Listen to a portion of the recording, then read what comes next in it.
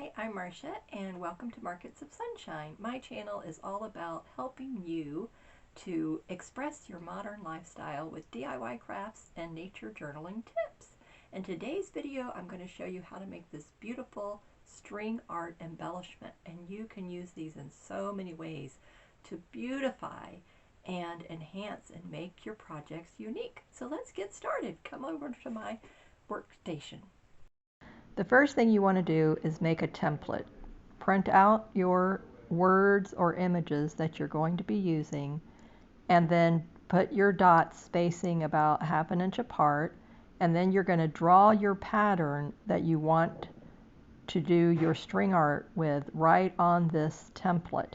Now this is not the same template that we're going to use that I'm going to show you in a minute.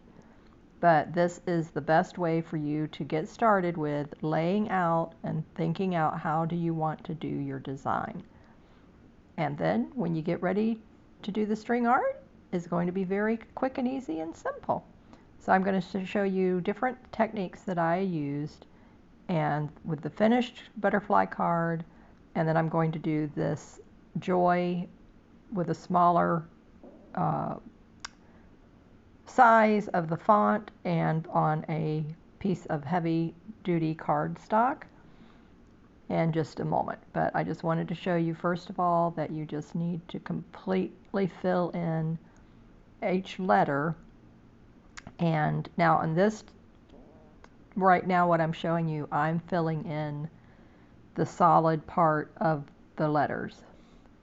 In the actual stitching that I will show you in just a moment, I only stitched the inside of the letters, and then I outlined it with a back stitch around the actual bigger letter. So I'll show you the difference in just a minute what I'm talking about. But you definitely want to use this technique, and it will save your nerves and you will just really enjoy the process. Almost coming to the end of it, just a few more lines to be added. And you can change up the stitching. You can do a cross stitch style on one letter. You can do just a satin stitch kind of a method on another one. So if you know embroidery stitching, you can use any of those stitchings techniques with the string art, as well as your cross stitch. So if you know cross stitch, then just use that cross stitch pattern for your letters like this. When you have a bigger image like the butterfly, then you'll want to use more of a satin stitch or a cross hatch kind of a design and pattern. And the butterfly card, I'm going to finish it off by putting a body in the middle. So I haven't done that yet, but I'm going to show you that in just a minute. So here we are coming to the end of this. And just make sure when you're doing the dots where you're going to, I'll show you what you're going to need to do to actually sew onto the card. You have to space the little dots. So make sure you do the inside of the letter as well as the outside. And I start at the top of the first letter, work my way around the left, outside all the way around, come back up till I come back to that top. And when you go in the middle, do the same thing, start on the top and work your way all the way down, spacing your little dots 1/2 inch apart. And don't worry, you don't need to get a ruler. It may not even be 1/2 inch, it could be 1/4 inch. But you definitely want to make sure you're going to do this on heavy cardstock. Okay, let's see the next process. Okay, so now I'm showing you different designs that I found, and they're royalty free. You can just go Google it, and the shapes that you want to do. So I found a butterfly, a teapot, the word joy, a ship, and the word love. So I'm going to be demonstrating with the word joy today. This is heavy duty cardstock that I used, and so you don't want just your regular 80-pound weight cardstock. You need something like 110. It definitely needs to be thicker, and you want to leave at least 1/4 of an inch around all of the top and bottom. Use washi tape to attach it to the cardstock, and then I've got the washi tape folded under, so that's why it moved there. I don't want to attach it yet. And then just make sure you're down at least 1/4 an inch to 1/2 an inch by moving it out of the way there. And then now the teapot, now I'm opening up the washi so that I can actually get it to stay in place, because when you want to punch the holes, then that's why you want the washi. Top and bottom or side to side, either way. You don't need to do all 4 sides. Next step. Okay, so now I'm going to show you, take an old book, a piercing tool, put your template on your cardstock, attach the washi tape, hold it in place with one finger, and then you're going to punch where you made the little marks with the holes. And I'm not going to do the whole thing, but I'm just showing you how to do it. Okay, the teapot, same thing. I would recommend doing multiple images at a time. That's what I did. I just had a tea party and we did this string art, beautiful, as a little activity, and everybody enjoyed it. It was so much fun, and oh my goodness, we had a good time laughing at ourselves. All right, so let me show you the next step in the process. Now this is the first string art that I've ever made, and I made it yesterday at the tea party with my friends. And now that this is the back side, I'm attaching the little foam dots. You definitely want to use foam dots because it adds dimension using the yarn. The actual embroidery thread that I used. You can use baker's twine, so I will do one with baker's twine. I'll do, I think the teapot, I'll do it with the baker's twine and show you what that turns out like. You wouldn't want to use just regular thin sewing thread. You definitely want to have at least 3 strands of the embroidery floss. And only, of course, because the baker's twine, as you know, is very thick, and you'll need a bigger needle eye. This is a piece of card blank, and I'm just attaching it now to the front of that. On to the next step. This was how I dressed for the tea party. It felt so good to dress up, be with friends. Join my mailing list. The link is in the description box below.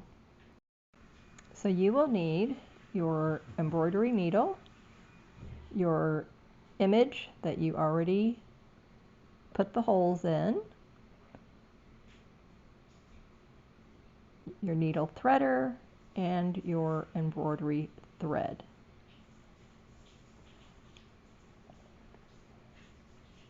So I take about a length that is from my hand to my elbow. You can do twice that amount, but if you do, it's going to want to get little knots in it. Okay, there's 6 strands in there, so you want to separate 3 and 3. So divide it, and then that way you have one ready just for the next time when you run out. So separate them.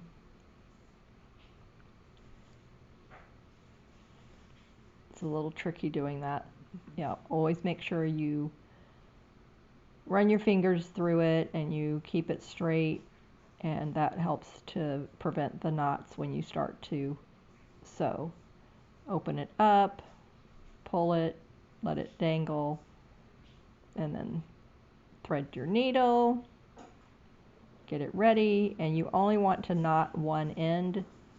So I leave about a 2-inch tail, 2 to 3 inch tail at the top, and then you're just gonna knot the other end. So you don't want to double the thread over to, you don't want the 6 strands, you just want the 3.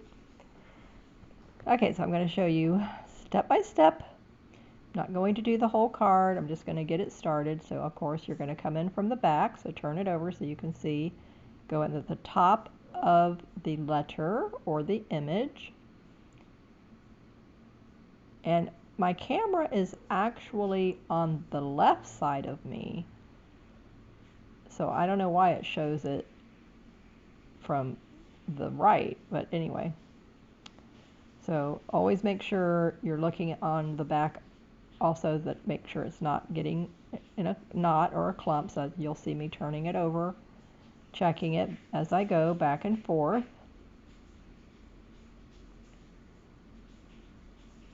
Put your needle, if it gets a little clumped, put your needle, make sure you're able to. Okay, moving right along here. So now it got a little bit caught up with another piece. Alright, so I'm just moving right along, letting you see how easy it is. So the first step is, my recommendation is to outline the image or the letters first. I did it in reverse when I did the butterfly, and I found that actually it would have looked nicer if I would have started with the outlining of it first. Sometimes you may just want to stop there and just the outline is enough. It looks beautiful and you don't need to go any further. But if you decide, okay, you do want to go ahead and add some of the cross stitch or the satin stitch or a cross hatch, then that would be the time that you can decide.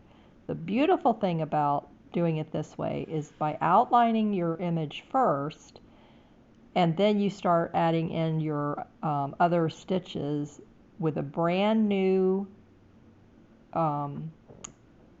piece of thread.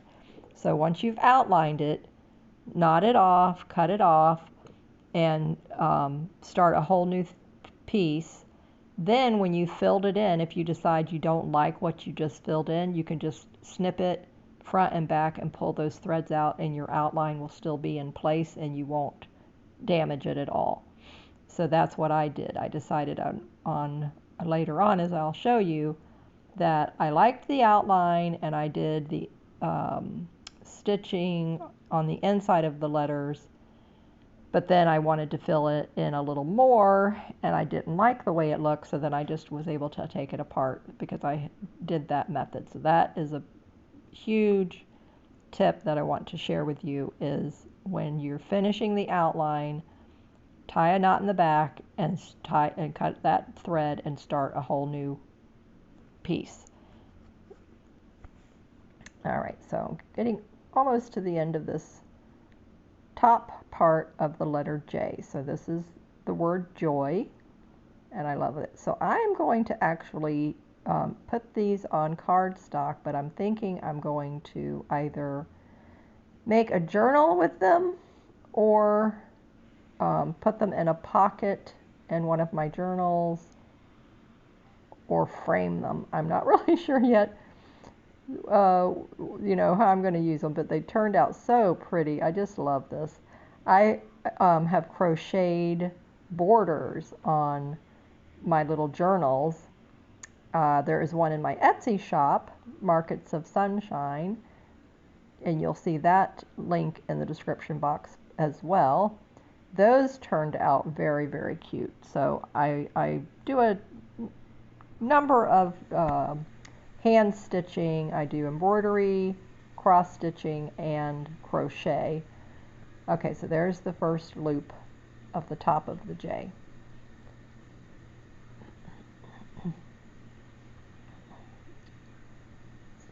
Now I'm going to do the bottom half.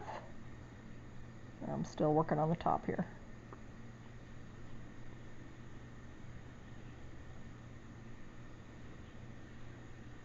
But I love, after I do this, when I finish it up, I just come out, sit on my couch, put my lamp on so that I can see. You definitely need to be able to have bright light when you're doing this. I'm standing in front of my office window, so I'm seeing it easily.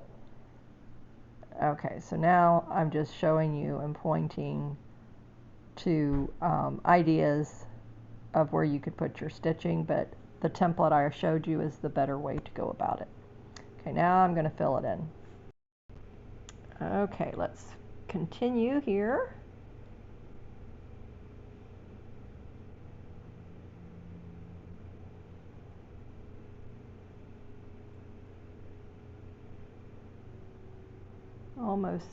Almost finishing up this top part.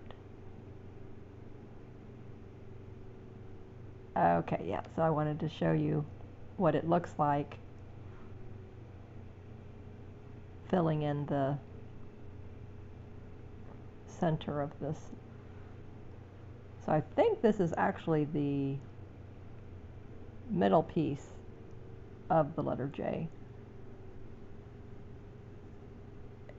Because I filled in the center first, so that's probably what I did. I filled in the little centers of the J, top and bottom, and then I did my cross stitch pattern. That's what I'm doing here. Okay. Oh.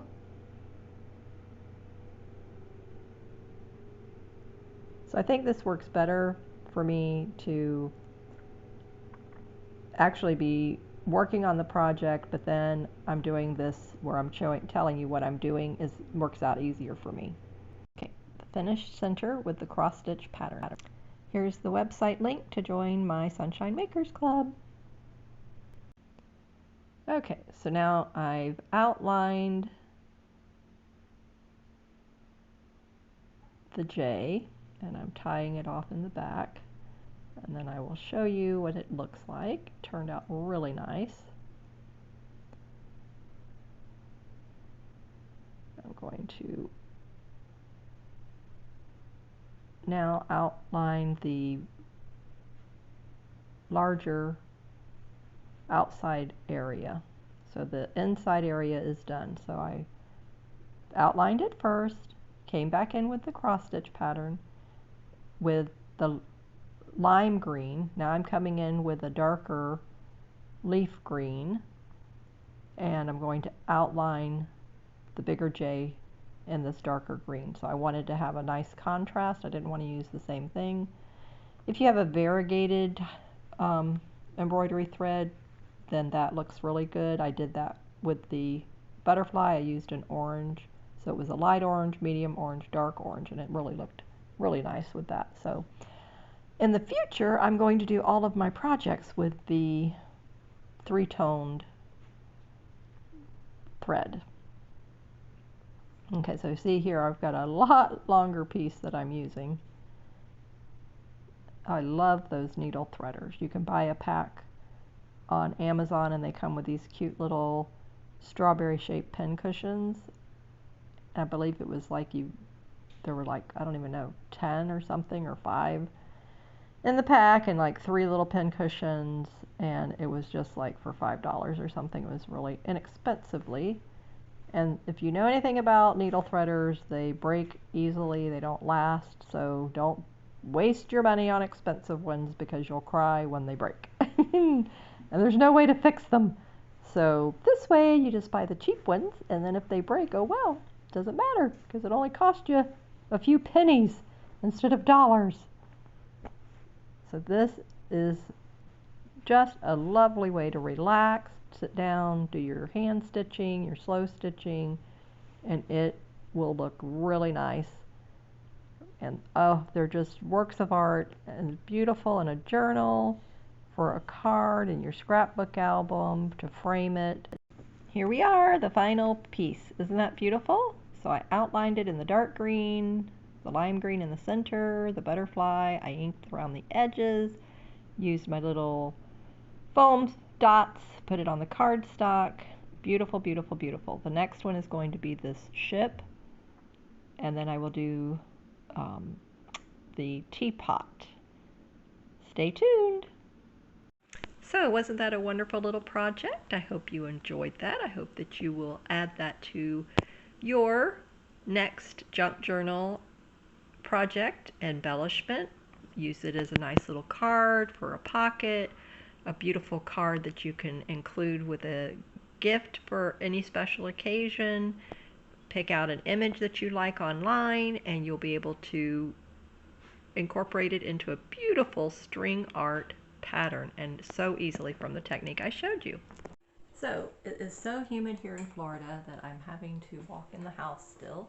But hopefully tomorrow it's going to cool off really nicely, and then I will be able to go back outside and go to the park with my friends. We're going to go to Green Springs, so I'm asking my friend Delia and Michelle, and we're going to walk, and hopefully my son-in-law's mother, we're going to walk as well, Lori. So hello, hope you guys are watching. Thank you for joining me, and we are going to have such a wonderful time. So I just have, thankfully, I've got a nice big house that I can walk around in.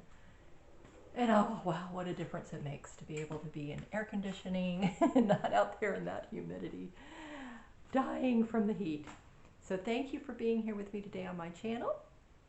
And we will do a future video. I will do the ship next. That's for my son-in-law, and that's going to be a wonderful surprise for him. So he's always making these really cute interactive cards to give out to the young ones in their congregation. And so he's always sending me pictures, and he did like Jonah and the whale, and he opened it up and it was a pop-up card, and there was the whale's mouth, and there was like a little person inside. And my daughter and him both are artists. They do really amazing work, but they don't want to do that for a living, which I don't blame them.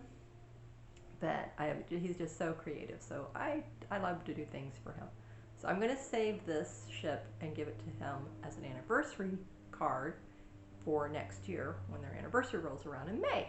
But I think it's really going to be adorable. They're going to both love it. And so thank you for being here with me today on my channel. And if you liked this video, if it unlocked your creativity, if you want to join in the walking challenge, then be sure to join my Sunshine Makers Club.